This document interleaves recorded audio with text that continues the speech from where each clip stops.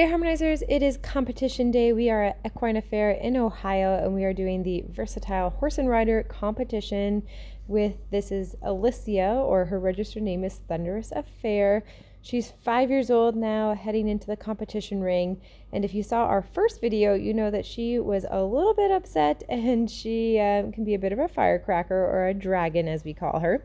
So I pulled out all the stops to do everything I could to hopefully have her be as relaxed and confident as possible today.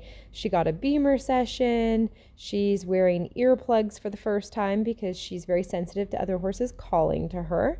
And I just wanted to make sure that she could be as relaxed and confident as she could. So here we go at a canter, and we're supposed to canter and jump these. We end up kind of trotting them, but we don't end up knocking any of them down. And the way this challenge works is you have 30 seconds to complete each individual obstacle. So here we are into a canter weave. Ideal would be flying lead changes, but simple changes considered acceptable. And this is the first time in competition that Elysia has actually been relaxed and focused enough to do all of the lead changes like this and kind of fancy footwork, because that takes a lot of focus to come through and get all of those different changes.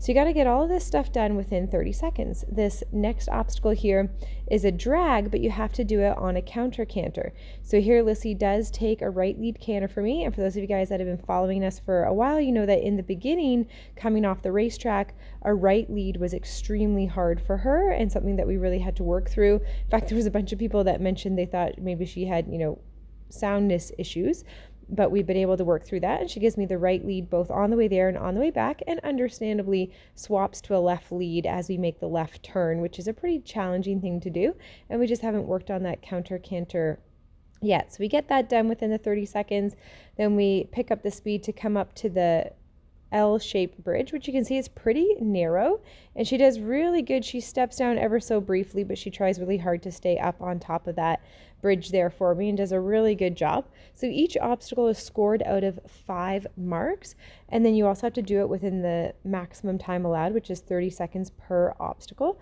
So you're trying to get the best score on each obstacle, but you're also trying to do them quickly.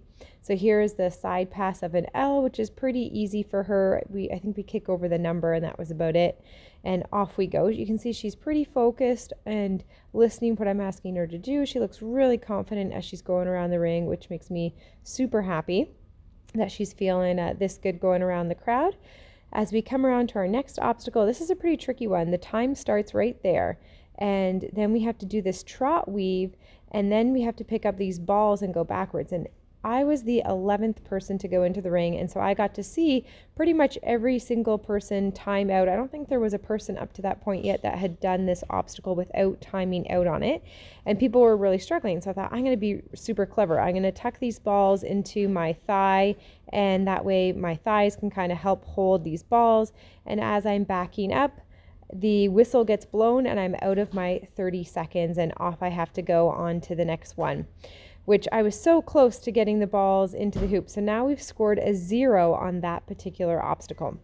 So we come around and we're now doing the barrel push, where you have to push it from one side of the board to the other, which she does really well, nice and confidently. Really, Elysia was being a total superstar. Cute little haunch turn here, beautiful canter departure as we go off to our next obstacle, which is now a rope gate. So keep in mind, some other people have been timed off of this obstacle, and I'm just coming off of being timed out of the backup obstacle. So as I go to do this rope gate here, I'm starting to panic. I'm like, oh no, I'm taking too much time to do this. So I end up just throwing it away, trotting the poles, because then we have to do the rope gate again to exit, and I was worried we wouldn't have enough time to get out.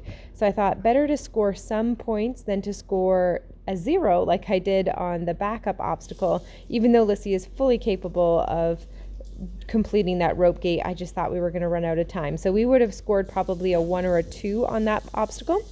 Then it's a backup into the little V shape there, and now it's the ground tie obstacle.